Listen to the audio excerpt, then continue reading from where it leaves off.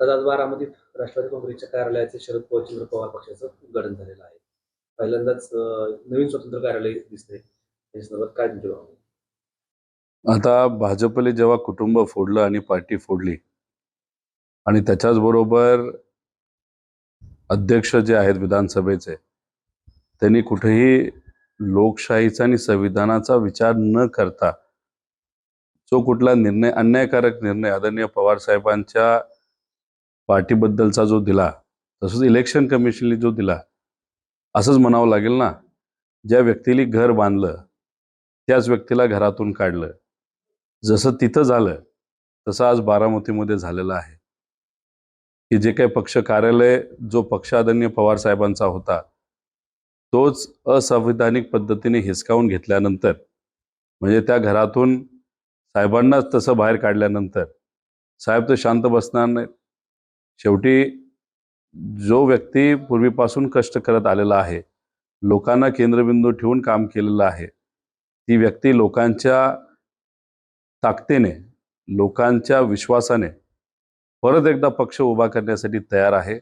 आणि त्याचंच एक प्रतीक म्हणून बारामती शहरामध्ये आदरणीय पवार साहेबांच्या विचाराच्या खाली चालणारी जी राष्ट्रवादी आहे त्यांचं कार्यालय सुप्रियाताईंच्या माध्यमातून तिथं उद्घाटन होत आहे.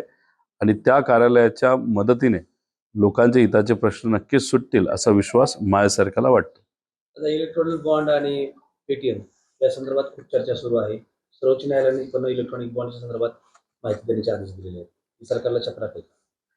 आता पेटीएमच्या बाबतीत मला जास्त काही बोलता येणार नाही, पण पेटीएमची जी काय आजची परिस्थिती आहे आणि त्याच्यावर ज्या काही ईडी कारवाई सुरू झालेल्या आहेत, त्याचा अर्थ येत्या काळामध्ये पेटीएमला कुणीतरी स्वस्तात विकत तरी घेईल, नाहीतर पेटीएम ज्या क्षेत्रामध्ये काम करतं त्या क्षेत्रामध्ये एक मोठी कंपनी भारतातली त्या क्षेत्रामध्ये काम करणं सुरू करेल. त्याच्यामुळेच त्या कंपनीवर अडचण झाली का काय असं आपल्याला येत्या काळामध्ये कळेल. राहिला प्रश्न इलेक्ट्रॉल बॉन्डचा, पूर्वीपासूनच सगळ्यांचं मत होतं की इलेक्ट्रॉल बॉन्ड हे कुठेतरी चुकीचे आहे. त्याच्यामध्ये कुठेही पारदर्शक प्रक्रिया ही पाळली जात नव्हती. कोण पैसे देते, कशासाठी देते, आणि मग ह्याच्या दृष्टिकोनातून जे लोक सत्तेत आहेत जसं भाजप, त्याला हजारो कोटीचा निधी तिथं मिळत होता. तर माझं तर एक मत आहे की आता तुम्ही इलेक्ट्रॉल बॉन्ड बंद केले असतील, आता 1000 कोटी रुपये नाही तर अधिकची रक्कम त्या बॉन्डमध्ये आता जर पडून असेल तर युवांच्या भवितव्यासाठी आणि शिक्षणासाठी ती अख्ख्या भारतामध्ये वापरण्यात यावी. त्याच्याचबरोबर प्रधानमंत्री जो फंड गोळा केला जातो त्याच्यामध्ये सुद्धा तो फंड कुठं वापरला जातो हे कुठेही सांगितलं जात नाही. त्या फंडचं काय झालं, तो पैसा कुठं गेला, लोकांकडनं घेता खरं, पण त्याचा वापर कसा होतो हे कोणाला माहीत नाही. जसं इलेक्ट्रॉल बॉन्डच्या बाबतीत निर्णय इलेक्शन कमिशनने घेतला तसाच निर्णय प्रधानमंत्री फंडच्या बाबतीत सुद्धा करण्याची जरूरत आहे, कारण ते सुद्धा असंविधानिक आहे. काल राहुल नार्वेकरांनी जो निर्णय दिला त्यामध्ये दोन्ही गट पात्र ठरवले. शिवसेनेच्या निर्णयाची कॉपी पेस्ट होती.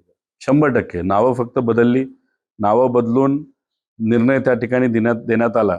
म्हणजे असं म्हणावं लागेल की बाटली तीच, औषध फक्त नवीन.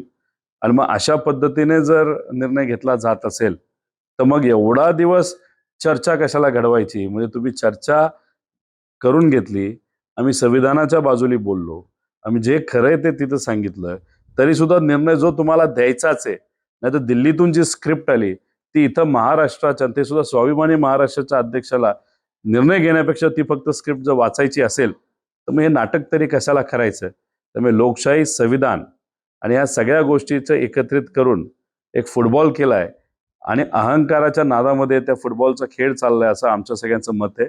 भीती तर अशी वाटते 2024 नंतर या देशामध्ये भाजप सत्तेत आल्यानंतर लोकशाही राहणार नाही, तसंच संविधानही राहणार नाही. दिल्लीच्या बॉर्डरवर ज्या पद्धतीने शेतकऱ्यांना अडवलं जातं, शेतकऱ्याला नाही तर शेतकऱ्यावर आघात करण्यासाठी तिथं ज्या धोराच्या कांड्यात त्या 30,000 कांड्या या मागण्यात आल्या आहेत, ऑर्डर देण्यात आली आहे. म्हणजे शेतकऱ्याचं इन्कम उत्पन्न डबल करण्याच्या ऐवजी तिथं धुराच्या कांड्या 30,000 आणण्यात आल्या आहेत. आणि ह्या कांड्या आज शेतकऱ्याच्या विरोधात दिसल्या. 2024 नंतर ते शेतकऱ्याच्या विरोधातही असतील, युवांच्या विरोधात असतील, सामान्य लोकांच्या विरोधात असतील, कारण का या देशामध्ये संविधान आणि लोकशाही 2024 नंतर भाजप सत्तेत आल्यानंतर राहणार नाही असा विश्वास आमच्या सगळ्यांचा झालेला आहे. आता काल सुनेंद्र पवारांनी आमदार राहुल यांची भेट घेतली. तुम्ही दौरे चालू केले, लोकसभेला ते उभं राहणार. बारामतीमध्ये दादांचं जे भाषण झालं त्याच्यामध्ये दादा ज्या पद्धतीने बोलले ते न मला, न बारामतीच्या लोकांना, न महाराष्ट्राच्या लोकांना आवडलं.